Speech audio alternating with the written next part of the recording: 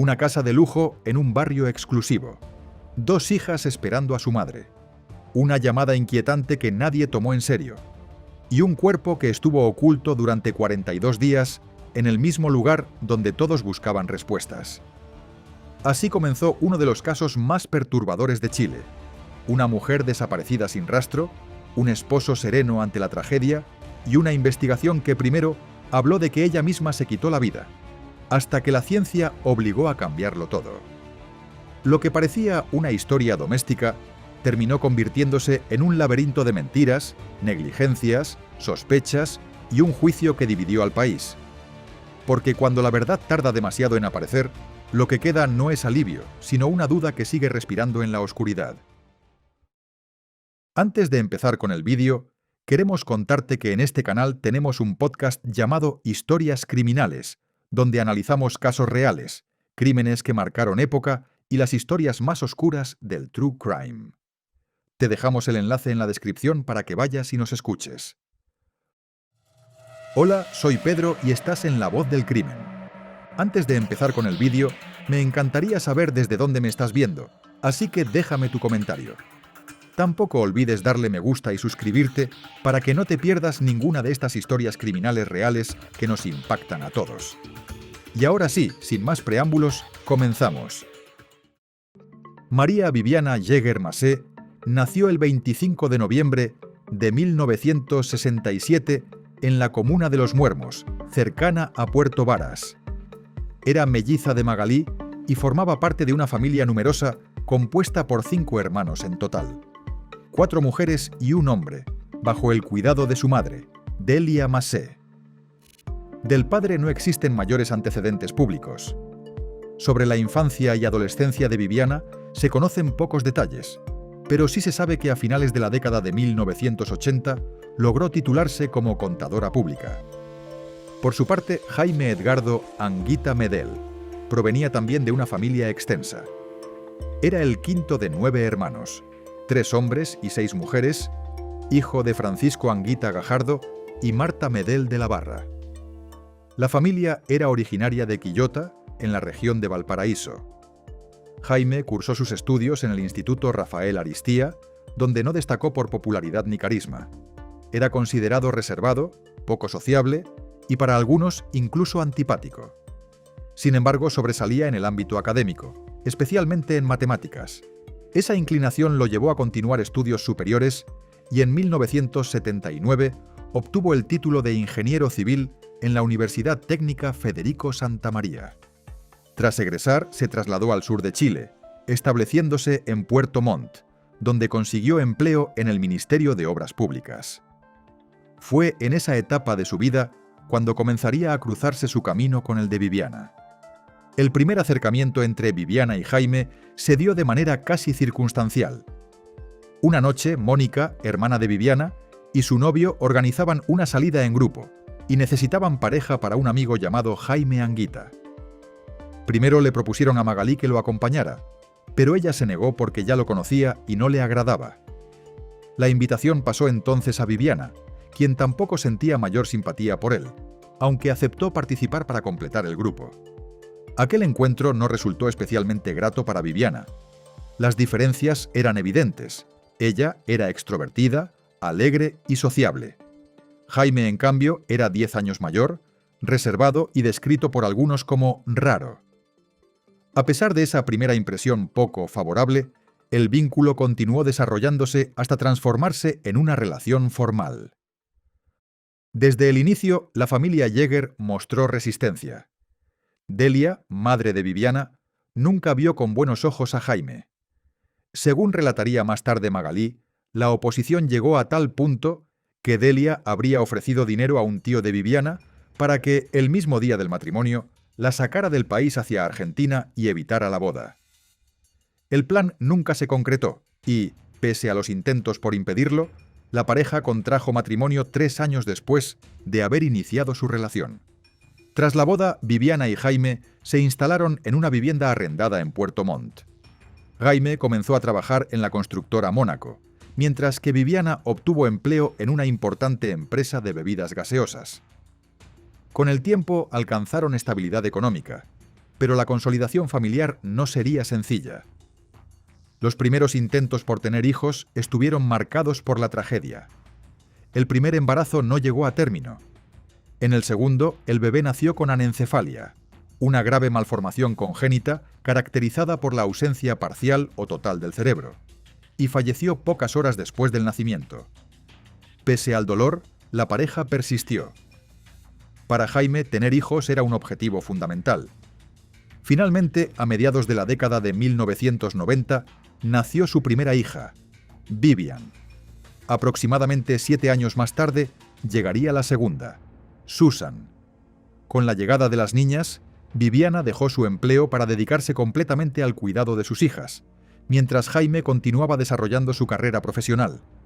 En apariencia, la familia comenzaba a consolidarse, dejando atrás los años más difíciles. Con el nacimiento de las niñas, Viviana decidió dejar su trabajo para dedicarse por completo a su crianza. Después de lo difícil que había sido convertirse en madre, asumió ese rol con entrega total. Mientras tanto, Jaime continuó desarrollando su carrera y logró convertirse en socio de la constructora en la que trabajaba. Ese crecimiento profesional permitió a la familia proyectarse hacia un estilo de vida más acomodado.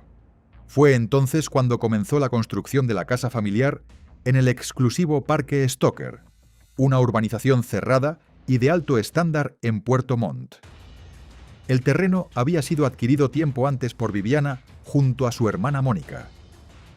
La vivienda, amplia y valorada, en una suma considerable para la época, representaba el símbolo de estabilidad y éxito que ambos parecían haber alcanzado.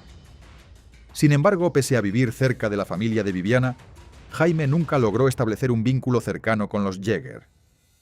Según relatarían más adelante las hermanas, él evitaba interactuar con los adultos en reuniones familiares y prefería permanecer con los niños. La percepción general era que mantenía distancia deliberada y que trataba a los demás con cierta superioridad. Con el paso del tiempo, la relación comenzó a deteriorarse. Aunque desde el exterior la familia proyectaba estabilidad, puertas adentro, el vínculo entre Viviana y Jaime no era armónico. Según Ingrid, otra de las hermanas, el matrimonio parecía sostenerse más por la rutina y las responsabilidades parentales que por afecto real. Viviana intentaba cumplir el rol de esposa ideal, pero la conexión emocional era escasa. Las tensiones se agravaron cuando surgieron episodios de infidelidad. De acuerdo con versiones familiares, Jaime se habría ido del hogar en algún momento para estar con otra mujer. Incluso se sostuvo que no acompañó a Viviana en los partos de sus hijas. Aunque regresó meses después, el distanciamiento ya estaba instalado. Años más tarde, Viviana también mantuvo una relación extramatrimonial con quien había sido su jefe en la empresa de gaseosas. No se precisan fechas exactas, pero ocurrió tiempo después del regreso de Jaime al hogar. En 2001, la constructora Mónaco entró en quiebra, poniendo en riesgo el patrimonio familiar. Para proteger los bienes de posibles embargos, Jaime traspasó varias propiedades a nombre de Viviana. Entre esas operaciones se incluyó la casa del Parque Stoker, que temporalmente fue transferida al amante de Viviana, aunque no está claro si Jaime conocía esa relación en ese momento. 2 años después, una vez superada la crisis, la propiedad regresó a manos de la pareja.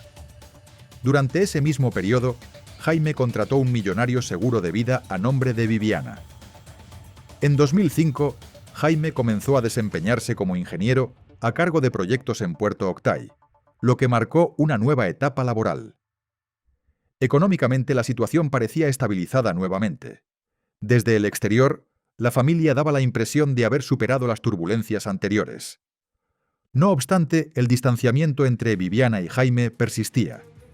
La convivencia se sostenía más por estructura que por cercanía emocional. Pese a ello, no existían señales públicas de una ruptura inminente. Viviana continuaba dedicada al hogar y a sus hijas, mientras Jaime mantenía su rutina laboral. Con ese contexto familiar, marcado por antecedentes de crisis económicas, tensiones matrimoniales y episodios de infidelidad, se llegó al 29 de junio de 2010, una fecha que comenzaría como cualquier otra, pero que terminaría convirtiéndose en el punto de quiebre definitivo en la vida de todos los involucrados. Ese día todo comenzó como cualquier otro en la casa del Parque Stoker. Temprano en la mañana, Viviana despertó a sus hijas, preparó el desayuno y organizó todo para que Jaime las llevara al colegio alemán, donde estudiaban. Después de dejar a las niñas, Jaime se dirigiría a su trabajo en la constructora. A las 7:45 de la mañana, un poco antes de lo habitual, Jaime dejó a Vivian y Susan en el colegio. Luego se trasladó a su lugar de trabajo, donde llegó alrededor de las 8:30 e inició su jornada sin que nada pareciera fuera de lo común.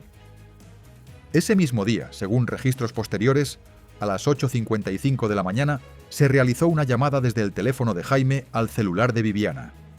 Él sostuvo que fue solo para despedirse, algo que, según la familia de ella, no era habitual en la dinámica del matrimonio. Mientras tanto, en la casa, Viviana permanecía sola. A la 1:20 de la tarde, mientras Jaime realizaba trámites en una entidad bancaria, recibió una llamada desde un número desconocido. Según su relato, primero escuchó una voz femenina que le dijo: «No corte, le van a hablar». Y luego una voz masculina pronunció una frase inquietante: «Si quiere volver a ver a su esposa con vida». Jaime aseguró que inmediatamente cortó la comunicación, convencido de que se trataba de una estafa telefónica, y continuó con su diligencia sin intentar devolver la llamada ni comunicarse con Viviana. Hubo una llamada por teléfono que intentó algo. Yo percibí que era un intento de estafa y corté. Me preguntó a mí la policía en algún momento: ¿no pensó usted que esa llamada era para que fuera a algún lugar y pasara lo que ahí tenía que pasar? En ese momento dije yo: no, yo pensé que era una estafa, un intento de estafa. A las 2 de la tarde recibió otra llamada, esta vez de su hija mayor. Vivian le explicó que había salido antes de clases porque su madre debía recogerla para realizar una diligencia, pero no había llegado y su teléfono parecía estar apagado. Jaime le indicó que regresara caminando a casa, una distancia de aproximadamente 1,3 kilómetros, pese a que el trayecto era descrito como una senda solitaria rodeada de bosques. Vivian obedeció. Al llegar a la casa encontró el auto de su madre estacionado en la entrada, con las llaves dentro. La puerta principal estaba abierta. Ingresó llamando a Viviana sin obtener respuesta. Al subir al dormitorio matrimonial, notó un evidente desorden. La cartera de su madre estaba volcada sobre la cama, su contenido esparcido. Una gaveta de la mesa de noche permanecía abierta. No había señales claras de violencia en otras áreas de la vivienda, pero algo no estaba bien. Ante la ausencia total de su madre, llamó nuevamente a su padre para informarle lo que había encontrado. Tras recibir la llamada de su hija, Jaime acudió a las autoridades para denunciar la desaparición de Viviana. Con base en la llamada que había recibido en el banco, la hipótesis inicial que manejaron los investigadores fue la de un posible secuestro. La policía comenzó las diligencias revisando la residencia, una propiedad de alto valor económico. No se encontraron signos de ingreso forzado. Las puertas y ventanas no mostraban alteraciones. El único espacio que evidenciaba desorden era el dormitorio de la pareja. En esa habitación se confirmó la falta de algunos objetos: una cámara fotográfica, una filmadora y una caja que contenía un anillo de oro, sin que quedara claro si se trataba del anillo de compromiso o de matrimonio. No se detectaron otras pérdidas relevantes. Durante los días siguientes, los investigadores examinaron cada rincón de la vivienda sin resultados concluyentes. Equipos de buzos rastrearon el lago Llanquihue, se revisaron pasos fronterizos, se siguieron pistas en otras ciudades e incluso se atendieron croquis entregados por mentalistas que aseguraban haber tenido visiones sobre el paradero de Viviana.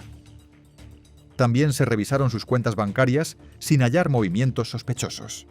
Mientras la familia repartía volantes y organizaba búsquedas, la actitud de Jaime fue descrita por los Jäger como llamativamente serena. No participó activamente en las labores de búsqueda, aunque ofreció una recompensa de 5 millones de pesos a quien entregara información fidedigna sobre el paradero de su esposa. La desaparición avanzaba sin respuestas, y la casa, ya inspeccionada en varias ocasiones, parecía no guardar más secretos. Los funcionarios recorrieron los espacios interiores y exteriores de la vivienda, levantaron posibles evidencias y analizaron el dormitorio donde se había encontrado el desorden. No había signos de ingreso forzado, ni puertas ni ventanas violentadas. Más allá del dormitorio matrimonial, el resto de la casa no presentaba alteraciones visibles. El tiempo avanzaba y la incertidumbre crecía. El 26 de julio, cuando estaba por cumplirse un mes desde la desaparición, Jaime recibió un mensaje por una red social sugiriéndole que acudiera al monasterio de las Carmelitas de Tres Puentes, ante la posibilidad de que Viviana se hubiese internado allí. Jaime se trasladó al lugar, pero posteriormente respondió que su esposa no se encontraba en ese sitio.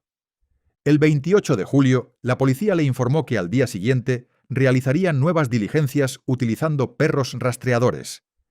Jaime mostró interés en conocer la eficacia de los animales y fue invitado a presenciar una demostración. Durante la prueba, los adiestradores explicaron que los canes estaban entrenados para detectar olor a putrefacción humana y que su margen de error era prácticamente nulo. Para evidenciarlo, utilizaron una sustancia vinculada al proceso de descomposición y permitieron que Jaime la ocultara en una zona determinada. En pocos minutos, los perros localizaron el elemento sin dificultad. Ese mismo día, alrededor de las 5:30 de la tarde, Jaime regresó a su casa. Menos de 2 horas después, realizó una llamada a la policía informando que había encontrado a Viviana sin vida en la parte superior de la vivienda. Don Jaime. Sí. Mire, venga urgente a la casa. ¿Cómo? Venga urgente a la casa. ¿Qué le pasó? Está aquí en la casa. ¿Quién? Viviana. ¿No te decía no está ahí? Pero está muerta. ¿A dónde? ¿En la casa? En el entretecho. Funcionarios acudieron de inmediato al lugar y confirmaron el hallazgo del cuerpo dentro de un espacio reducido en la zona alta de la casa. La noticia impactó profundamente tanto a los investigadores como a la familia, pues durante 42 días la propiedad había sido revisada sin que se encontrara rastro alguno de Viviana. El caso daba un giro definitivo. Antes de seguir, una pausa rápida. Si este tipo de historias te interesa, suscríbete y deja tu me gusta. De esta forma me ayudas mucho a poder seguir trayéndote más casos como este. Ahora sí, continuamos. Tras el hallazgo, los funcionarios trabajaron durante horas en el levantamiento del cuerpo. Junto a Viviana fue encontrada una botella que contenía un líquido herbicida. Debido al avanzado estado de descomposición y a las dificultades propias del espacio reducido donde fue localizada, el procedimiento fue complejo. Finalmente, el cuerpo fue trasladado al Servicio Médico Legal de Temuco, considerado mejor equipado para realizar los exámenes correspondientes. En un primer momento se informó que, dada la condición del cuerpo, se aplicaría un procedimiento de golpe de frío para frenar el proceso de descomposición y permitir la realización de los estudios con mayor precisión. Al día siguiente del hallazgo, el fiscal Alberto Ayala declaró ante la prensa que, por las características del lugar donde fue encontrado el cuerpo, se estimaba que Viviana habría llegado allí por sus propios medios. Días después se conocieron los resultados iniciales del examen post-mortem. Viviana estaba completamente vestida, llevaba su abrigo y en uno de sus bolsillos tenía un manojo de llaves. A simple vista no presentaba signos evidentes de violencia. El informe forense concluyó que no existían fallas en órganos vitales y determinó que la causa de muerte correspondía a la ingesta del herbicida hallado en el sitio. Legalmente se estableció que el fallecimiento había sido autoinfligido, descartando intervención de terceros. Esta conclusión generó inmediatas dudas en la familia de Viviana. Una vez completados los trámites médico-legales, el cuerpo fue entregado a la familia para su sepultura. Los funerales se realizaron el sábado 14 de agosto de 2010 en el cementerio Parque La Esperanza de Puerto Montt. La ceremonia congregó a centenares de personas que durante semanas habían seguido con angustia la búsqueda. Ante la prensa, Jaime destacó las cualidades humanas de su esposa y evitó profundizar en detalles sobre la forma en que fue encontrado el cuerpo, señalando que no era momento para ese tipo de preguntas.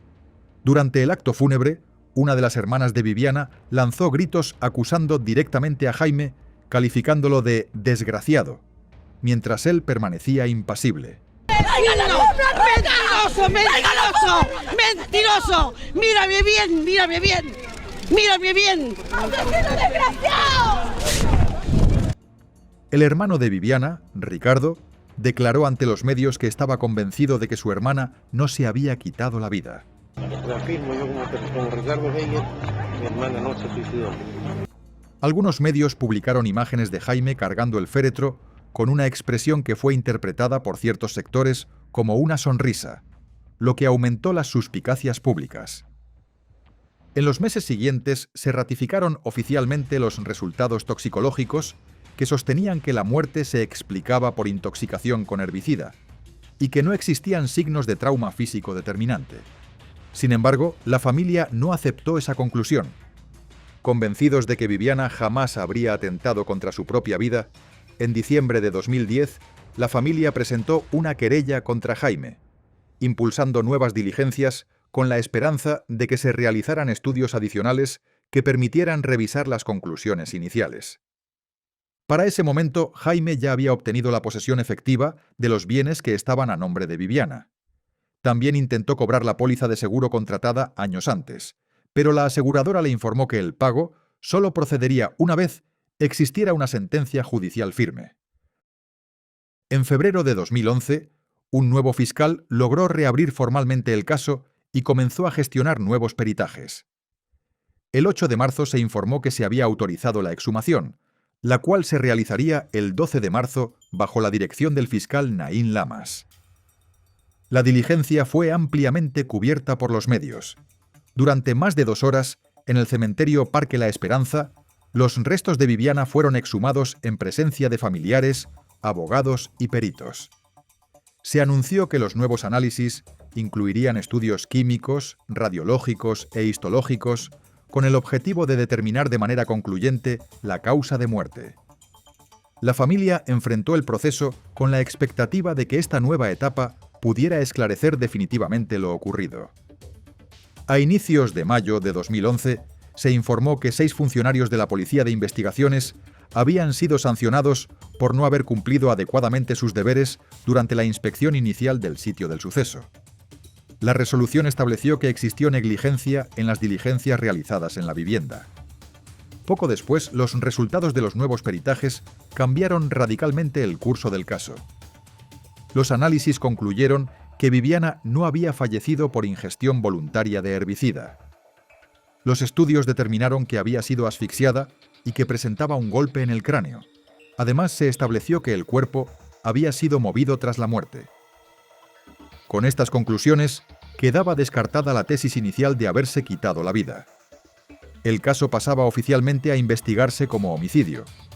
Ese mismo día en que se dio a conocer públicamente que se trataba de un crimen, Jaime ofreció declaraciones a la prensa afirmando que se encontraba tranquilo y que estaba atravesando uno de los mejores momentos de su vida. La familia de Viviana reafirmó sus sospechas y volvió a señalarlo como el principal responsable. Con la nueva calificación jurídica del hecho, la investigación se reorientó. Una de las líneas clave fue esclarecer el origen de la llamada telefónica que Jaime había recibido el 29 de junio de 2010 mientras se encontraba en el banco. El rastreo del número llevó a un locutorio, un establecimiento con cabinas telefónicas donde los usuarios realizaban llamadas pagando después. El dependiente del lugar, Roberto Araya, recordó que ese día un hombre había hecho una llamada muy breve. Roberto colaboró en la elaboración de un retrato hablado del individuo, el cual fue difundido por los medios con el objetivo de identificarlo. Meses después, en la cárcel de Alto Bonito, una interna llamada Clara Ruiz observó el retrato en televisión y comentó que el dibujo se parecía mucho a su exmarido, quien había trabajado con Jaime. Clara afirmó incluso que creía posible que su ex estuviera involucrado en la muerte de Viviana. La información llegó, a través de otras internas y contactos externos, hasta Sergio Coronado, abogado vinculado a la causa, quien la transmitió a la Fiscalía. A partir de ese momento, la investigación comenzó a seguir esa nueva pista. El 8 de diciembre de 2015 fue detenido José Heriberto Pérez Mancilla. No solo confesó haber dado muerte a Viviana, sino que aseguró haber actuado por encargo de Jaime. José era el quinto de 7 hermanos y había abandonado la escuela en 5º grado para trabajar en el campo. Provenía de un entorno marcado por la pobreza y conflictos familiares. Con el tiempo se trasladó a distintos hogares de familiares. Era conocido por participar en riñas y enfrentamientos. Había mantenido una relación con Clara Ruiz, con quien tuvo hijos. Según declaraciones posteriores, ejerció violencia contra su pareja e incluso contra sus propios hijos. Más tarde formó otra relación y continuó con antecedentes conflictivos. En la década de los 90, José comenzó a trabajar en la constructora Mónaco, donde conoció a Jaime. Con el tiempo se convirtió en alguien cercano en el ámbito laboral. Continuó colaborando con él incluso tras la quiebra de la empresa y participó en trabajos relacionados con la casa del Parque Stoker, incluyendo instalaciones y remodelaciones. Viviana conocía a José y lo llamaba Maestro Eri, por su segundo nombre, Heriberto.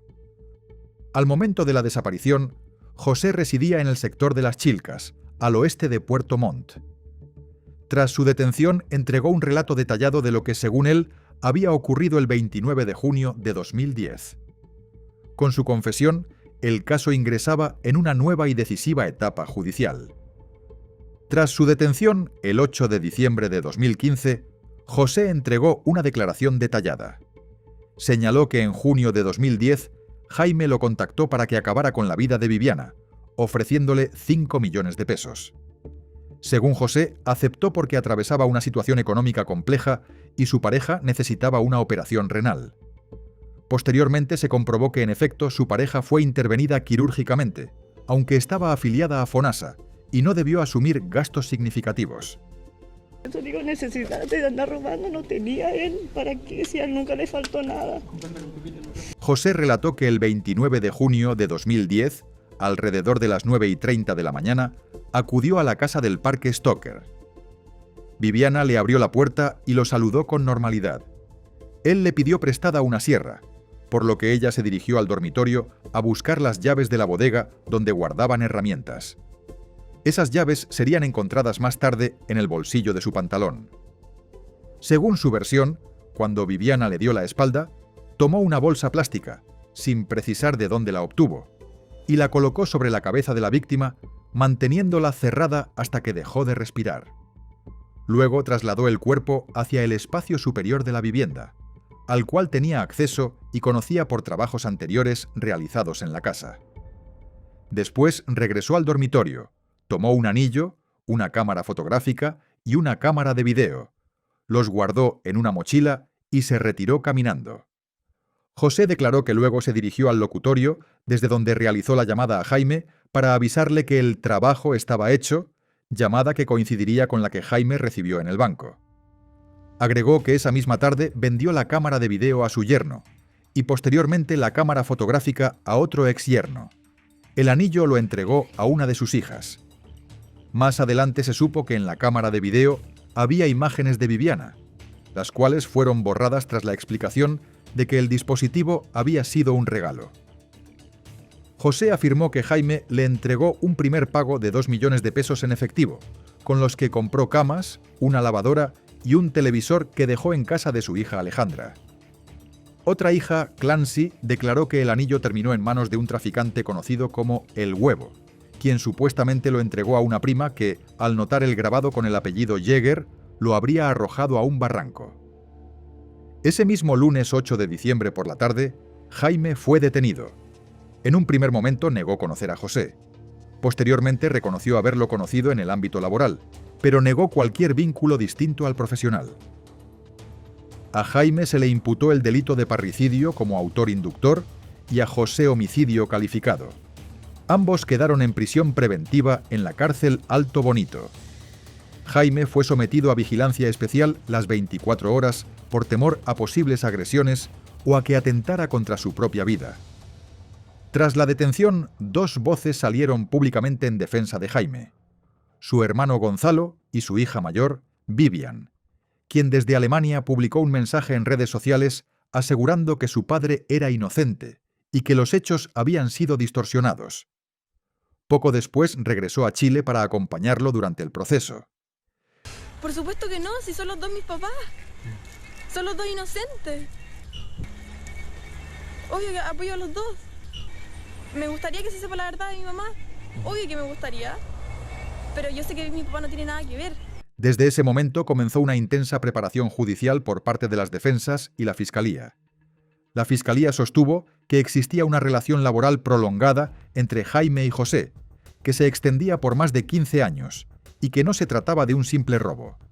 Argumentó que, si el objetivo hubiese sido sustraer bienes, se habrían llevado objetos de mucho mayor valor presentes en el dormitorio. En contraste, la defensa de Jaime afirmó que no existía prueba directa que acreditara el supuesto encargo y sostuvo la hipótesis de un robo con homicidio. También se sugirió nuevamente la posibilidad de una autolesión, pese a los nuevos peritajes. La defensa de José sostuvo que el hecho fue un robo que se salió de control. Durante el juicio se presentaron 82 testigos, 39 peritos, 52 pruebas documentales y 49 evidencias materiales. Declaró la ejecutiva bancaria que atendía a Jaime cuando recibió la llamada. Ella aseguró que siempre escuchó una voz masculina, contradiciendo la versión de Jaime sobre la voz femenina inicial. También se analizaron registros telefónicos que confirmaron 2 llamadas de José a Jaime en mayo de 2010. Se revisó el teléfono de Viviana, donde constaba una llamada de Jaime a las 8:55 de la mañana del día de los hechos. Se presentó la reconstrucción realizada en el espacio superior de la vivienda, utilizando a una funcionaria de características físicas similares a las de Viviana. Se evaluaron las 2 hipótesis: que hubiese ingresado por sus propios medios o que hubiese sido llevada. Ambas resultaron físicamente posibles, aunque complejas. La doctora Vivian Bustos, perito del Servicio Médico Legal, explicó durante 2 horas que el cuerpo había sido movido en 2 ocasiones. Señaló que las marcas color café en las muñecas fueron producidas en vida, compatibles con ataduras, y que existía un trauma craneal. Indicó además que las marcas no correspondían a prendas elásticas. En paralelo surgieron declaraciones de Héctor Cárdenas, conocido como el Chico Altamirano, quien aseguró que Jaime le habría confesado el encargo del crimen mientras compartían módulo en prisión. Porque a mí me contó del día que le había pasado la plata un día miércoles al señor Pérez Mancilla. No se acordaba de la fecha, pero sí se acordaba del día. También afirmó que Jaime había tenido acceso ilegal a un pendrive con material del expediente. Sin embargo, durante el juicio, el dependiente del locutorio no pudo reconocer con certeza a José como la persona que realizó la llamada en 2010, debilitando uno de los pilares de la acusación. Tras un mes de audiencias, en el 2017, el tribunal resolvió que no existían pruebas suficientes para acreditar más allá de toda duda razonable que Jaime hubiese encargado el crimen. Fue absuelto y quedó en libertad inmediata tras casi 2 años en prisión preventiva. José fue condenado por robo con homicidio a 10 años de prisión, descartándose la figura de homicidio por encargo. Las apelaciones posteriores fueron rechazadas por la Corte de Apelaciones de Puerto Montt. En 2019, Jaime y sus hijas demandaron al Estado de Chile por supuestas negligencias y daños derivados del proceso, solicitando una indemnización millonaria. Las demandas fueron rechazadas. En abril de 2023, José obtuvo libertad condicional tras cumplir casi 8 años de prisión. Posteriormente, el caso inspiró el libro Usted sabe quién, del periodista Rodrigo Fluxá, y la serie 42 días en la oscuridad. Las hijas de Viviana manifestaron públicamente su descontento con la producción audiovisual, señalando que revivía episodios dolorosos de su historia. Con ello, el proceso judicial concluyó formalmente, aunque para muchos persistieron interrogantes sobre lo ocurrido. 42 días estuvo Viviana dentro de su propia casa mientras el país entero la buscaba afuera. Durante semanas se habló de secuestro, de intoxicación intencional, de teorías improbables, mientras las fallas investigativas y los errores forenses contaminaban una escena que nunca volvió a ser la misma. Cuando por fin se confirmó que le habían quitado la vida, ya era tarde. El tiempo perdido, las negligencias iniciales y las pruebas debilitadas terminaron pesando más que las sospechas. El resultado fue un juicio donde abundaron las dudas y escasearon las certezas judiciales. Hoy, con un condenado que salió en libertad y un esposo absuelto por falta de pruebas, el caso deja una sensación incómoda. La justicia puede cerrar expedientes, pero no siempre logra cerrar heridas. La muerte de Viviana expuso fracturas profundas, familiares, investigativas y judiciales, y dejó una pregunta que nunca se disipó del todo. Porque cuando un crimen parece tener piezas que no encajan, la absolución legal no siempre equivale a verdad absoluta. Gracias por acompañarme hasta el final de este caso. Si este contenido te conmovió, te invito a suscribirte, dejar tu me gusta y contarme en los comentarios desde dónde me estás viendo. Eso me ayuda muchísimo a seguir compartiendo historias reales que no deben ser olvidadas. Nos vemos en el próximo vídeo. Hasta pronto.